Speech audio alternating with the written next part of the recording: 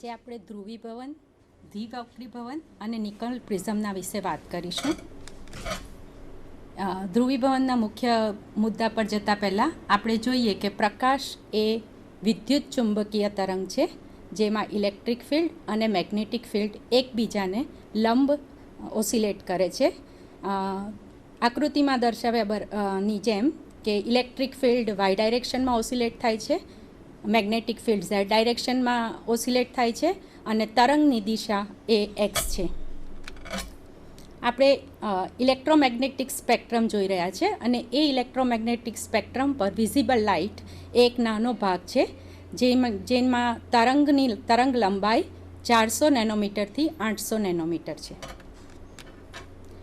સામાન્ય રીતે પ્રકાશ એ અનપોલરાઇઝ્ડ લાઇટ છે. અનપોલરાઇઝ્ડ એટલે કે એના ઇલેક્ટ્રિક ફિલ્ડ દરેક દિશામાં, કોઈ પણ દિશામાં ઓસિલેટ રેન્ડમલી થતા હોય છે. હવે એ જ લાઇટને, એના ઇલેક્ટ્રિક ફિલ્ડને આપણે એક જ નિશ્ચિત દિશામાં જો ઓસિલેટ કરાવવા હોય તો તેના માટે આપણે પોલેરોઇડ શીટનો ઉપયોગ કરવો પડે છે. પોલેરોઇડ શીટ મુખ્યત્વે બે કામ કરે છે. એક તો એ પોલરાઇઝર તરીકે કામ કરે છે અને બીજું એ એનાલાઇઝર તરીકે કામ કરે છે.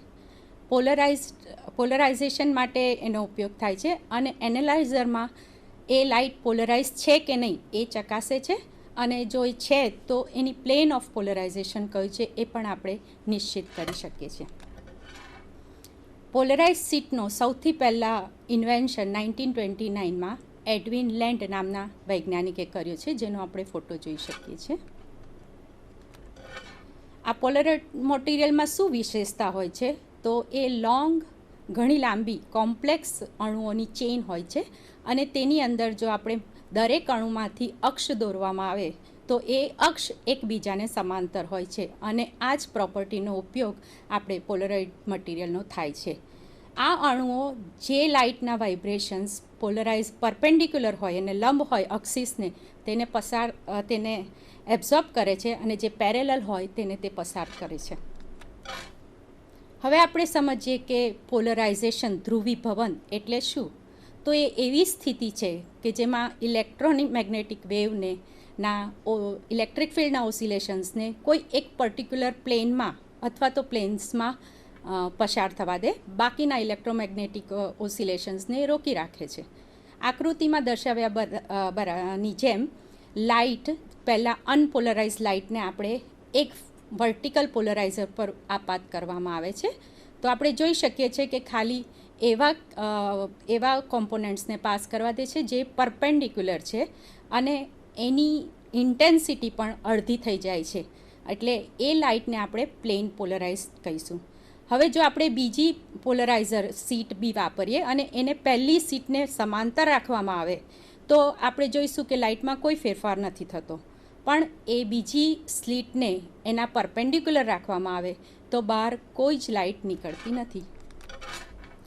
અને આ જે ઓસિલેશનના ડાયરેક્શન છે એ જો સમય સાથે કોન્સ્ટન્ટ રહે, બદલાય નહીં, તો આપણે એને 100% લિનિયરલી પોલરાઇઝ લાઇટ અથવા પ્લેન પોલરાઇઝ લાઇટ કહીશું. હવે આપણે જોઈએ કે પોલરાઇઝેશનના કેટલા પ્રકારો છે. તો મુખ્યત્વે 3 પ્રકારો છે: લિનિયર અથવા પ્લેન પોલરાઇઝેશન, સર્ક્યુલર પોલરાઇઝેશન અને ઇલિપ્ટિકલ પોલરાઇઝેશન. આ એમની આકૃતિ પરથી આ નામ આપવામાં આવેલા છે. સૌથી પહેલાં આપણે જોઈએ લિનિયર અથવા પ્લેન પોલરાઇઝેશન લાઇટ. આકૃતિમાં દર્શાવ્યા પ્રમાણે ઇલેક્ટ્રિક ફિલ્ડના ઓસિલેશન્સ એ અપ ડાઉન થાય છે, એટલે કે વાયઝેડ પ્લેનમાં થાય છે અને જે તરંગ છે એ એક્સ ડાયરેક્શનમાં ગતિ કરે છે. તો આને આપણે લિનિયરલી પોલરાઇઝ્ડ લાઇટ અથવા પ્લેન પોલરાઇઝ્ડ લાઇટ કહીશું. આમાં આકૃતિમાં દર્શાવ્યા પ્રમાણે આ સર્ક્યુલરી પોલરાઇઝ્ડ લાઇટ છે. એને સર્કલ જેવો કે વર્તુળ જેવો આકાર છે, માટે એને સર્ક્યુલર પોલરાઇઝેશન કહીશું. જ્યારે લિનિયર અને સર્ક્યુલર પોલરાઇઝેશન ભેગા થાય ત્યારે ઇલિપ્ટિકલ પોલરાઇઝેશન જોવા મળે છે અને એની આકૃતિ પણ બાજુમાં જ દર્શાવી છે કે એ ઇક્લિપ્સ છે અને એની માઇનર અને મેજર એક્સિસ બતાવવામાં આવી છે. તો આ 3 આપણે પોલરાઇઝેશનના પ્રકાર જોયા. હવે તરંગ એ 2 પ્રકારની હોય છે: ટ્રાન્સવર્સ વેવ્સ અને લોંગિટ્યુડિનલ વેવ્સ. આ આકૃતિમાં આપણે ટ્રાન્સવર્સ વેવને બતાવી છે, જેની અંદર તરંગના જે માધ્યમના કણો છે એ જો તરંગની ગતિ કરવાની દિશાને લંબ ઓસિલેટ કરે, વાઇબ્રેટ કરે, તો તેને આપણે ટ્રાન્સવર્સ વેવ કહીશું. જેની ગતિ કરવાની ડાયરેક્શન છે એ એનર્જી ટ્રાન્સફરની ડાયરેક્શન છે અને એના પાર્ટિકલ્સ હંમેશા એને લંબ ઓસિલેટ કરતા હોય છે.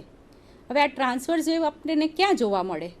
તો આપણે કોઈ સ્ટ્રિંગ લઈએ અને એના બંને છેડાને બાંધી દઈએ અને પછી એને ઓસિલેટ કરીએ પરપેન્ડિક્યુલર ડાયરેક્શનમાં, તો જે વેવ્સ ઉત્પન્ન થશે એને આપણે ટ્રાન્સવર્સ વેવ કહીશું. ટ્રાન્સવર્સ વેવ આપણે પાણીની સપાટી પર પણ જોઈ શકીએ છીએ. લોંગિટ્યુડિનલ વેવ્સ, હવે એવા ગતિ કરતા તરંગો કે જેની અંદર માધ્યમના કણો એની ગતિની ડાયરેક્શનમાં, જેની એનર્જી ટ્રાન્સફર કરવાની ડાયરેક્શનમાં જ જો ઓસિલેટ થતા હોય કે વાઇબ્રેટ થતા હોય તો તેને આપણે લોન્જિટ્યુડિનલ વેવ કહીશું. અને આવા waves sound waves, earthquake waves અને એ લોંગિટ્યુડિનલ વેવ્સના પ્રકાર છે, જે કોમ્પ્રેશન અને રેરફેક્શન, નજીક આવીને દૂર જઈને પોતાનું ગતિ કરે છે. હવે ટ્રાન્સવર્સ વેવ આપણે જોઈશું. તો ટ્રાન્સવર્સ વેવમાં ધારો કે એક્સ ડાયરેક્શનમાં તરંગ ગતિ કરે છે, તો એના જે વાઇબ્રેશન્સ છે મીડિયમના એ વાયઝેડ પ્લેનની અંદર હશે, હંમેશા એને પરપેન્ડિક્યુલર હશે. હવે આપણે જોઈએ પોલરાઇઝેશન, ટ્રાન્સવર્સ વેવનું પોલરાઇઝેશન કેવી રીતે થાય છે. તો આકૃતિમાં દર્શાવ્યું છે એ પ્રમાણે લાઇટ જે આપણે આપાત કરીએ છીએ તે અનપોલરાઇઝ લાઇટ છે, જેમાં એના કોમ્પોનન્ટ્સ, ઇલેક્ટ્રિક ફિલ્ડના કોમ્પોનન્ટ્સ દરેક બંને દિશામાં વાઇબ્રેટ થતાં બતાવ્યા છે. જ્યારે એ પહેલાં પોલરાઇઝેશન કે જે પોલરાઇઝર એક્સિસ વર્ટિકલ બતાવી છે એમ મૂકવામાં આવે તો તેની અંદરથી ખાલી પરપેન્ડિક્યુલર વાઇબ્રેશન, લંબ વાઇબ્રેશનને જ પસાર થવા દેવામાં આવશે અને જે પેરેલલ કોમ્પોનન્ટ છે તેને રોકી દેવામાં આવશે. એટલે કે ફર્સ્ટ સ્લિટની પોલરાઇઝરથી બહાર આવતી કિરણ એ પ્લેન પોલરાઇઝ લાઇટ થશે. હવે બીજું જે સ્લિટ મૂકી છે તે એનાલાઇઝર તરીકે કામ કરશે અને આ સ્લિટને જો આપણે ધીરે ધીરે ગોળ ફેરવીશું તો પ્લેન પોલરાઇઝની ઇન્ટેન્સિટી ઓછી થતી જશે અને જ્યારે સેકન્ડ સ્લિટ પહેલી સ્લિટને લંબ બની જશે ત્યારે આપણે એને કોઈ લાઇટ બહાર મળશે નહીં. આ પ્રયોગ શું દર્શાવે છે?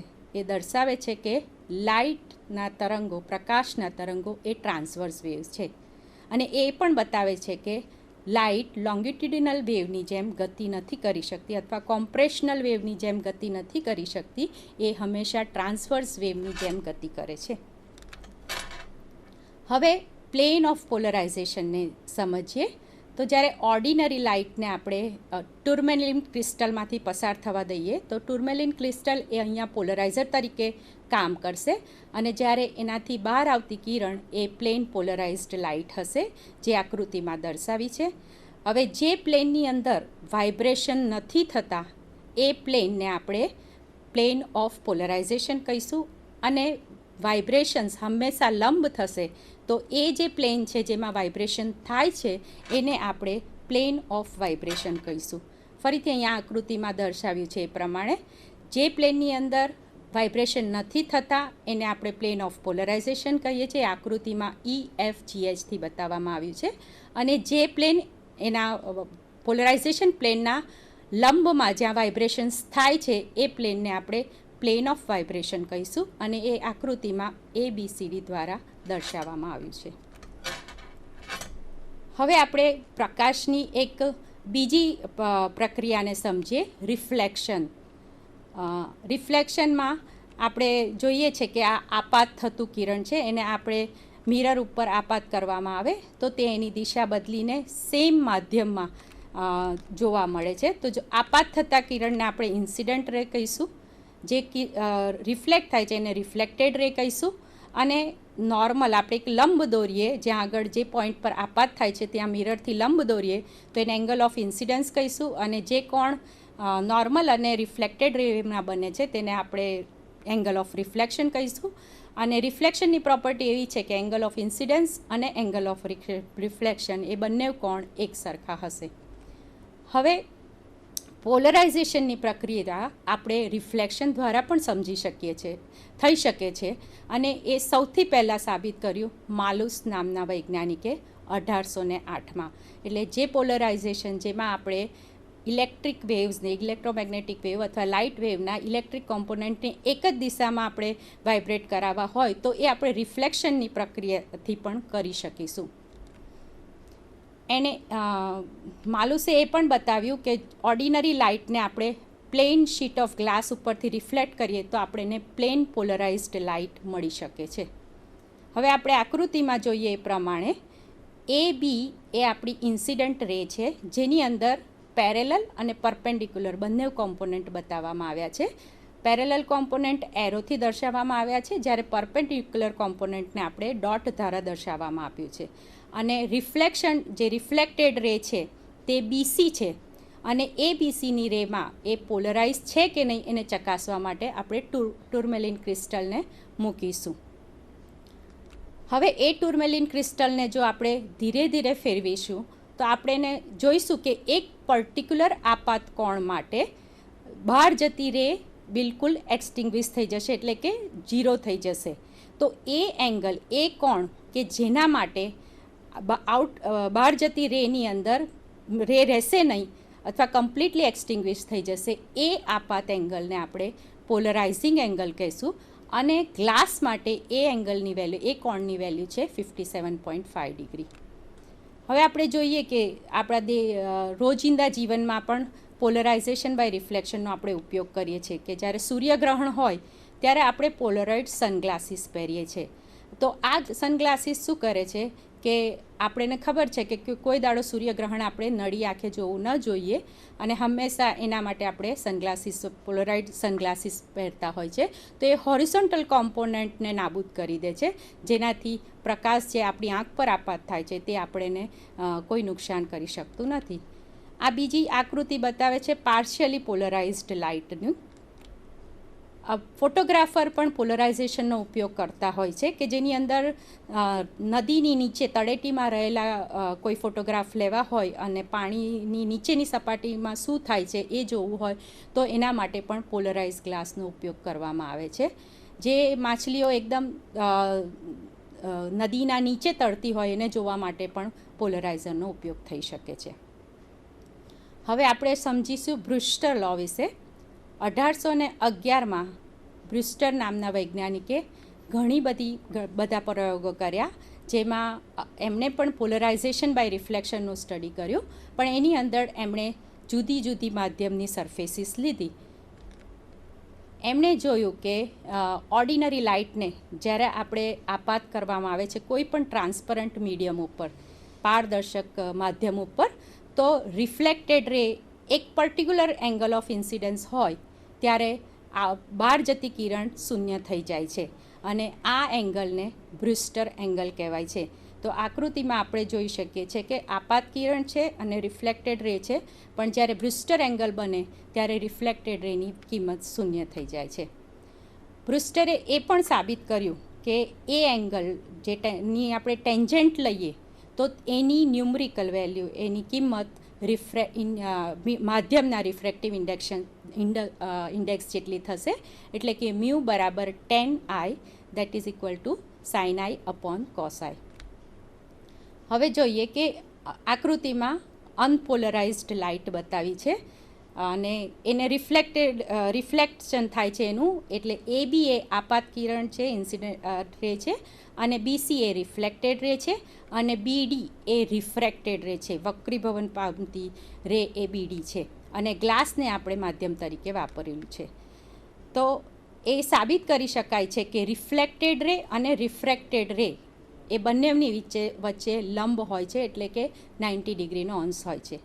તો એના માટે આપણે સ્નેલ્સ લોનો ઉપયોગ કરીએ, જે કહે છે કે રિફ્રેક્ટિવ ઇન્ડેક્સ મ્યુ બરાબર sin I ભાગ્યા sin R, અને બ્રુસ્ટર્સ લો કહે છે કે મ્યુ બરાબર 10I, એટલે કે sin I ભાગ્યા cos I. હવે આપણે ઇક્વેશન 1 અને ઇક્વેશન 2 ને જો આપણે કમ્પેર કરીએ તો આપણે જોઈ શકીએ કે એમની લેફ્ટ હેન્ડ સાઈડ બંનેની સરખી છે, એટલે રાઇટ હેન્ડ સાઈડ પર સરખી જ થશે, અને તેથી ન્યુમરેટર પણ સરખું છે, એટલે આનું ડિનોમિનેટર પણ સરખું થશે. જેનાથી આપણે લખી શકીએ કોસાઈ બરાબર સાઇન આર. હવે સાઇન એટલે cos pi by 2 minus theta એટલે cos pi by 2 minus R. અને જ્યારે આપણે બંનેને સરખાવીશું તો આપણને મળશે આઈ બરાબર પાઈ બાય 2 માઇનસ આર એટલે કે આઈ પ્લસ આર બરાબર 90 ડિગ્રી. આ બતાવે છે કે રિફ્લેક્ટેડ રે અને રિફ્રેક્ટેડ વે બંને એકબીજાને લંબ હોય છે. બ્રુસ્ટર લોની એક અગત્યની એપ્લિકેશન્સ છે બ્રુસ્ટર વિન્ડો, કે જેમાં 100% લાઇટનું ટ્રાન્સમિશન થાય છે. તો આ બ્રુસ્ટર એંગલની જે આ વિન્ડો છે જ્યાં 100% ટ્રાન્સમિશન થશે એને બ્રુસ્ટર્સ વિન્ડો કહેવામાં આવે છે. અને લેસરની અંદર બ્રુસ્ટર વિન્ડોનો ઉપયોગ કરવામાં આવે છે.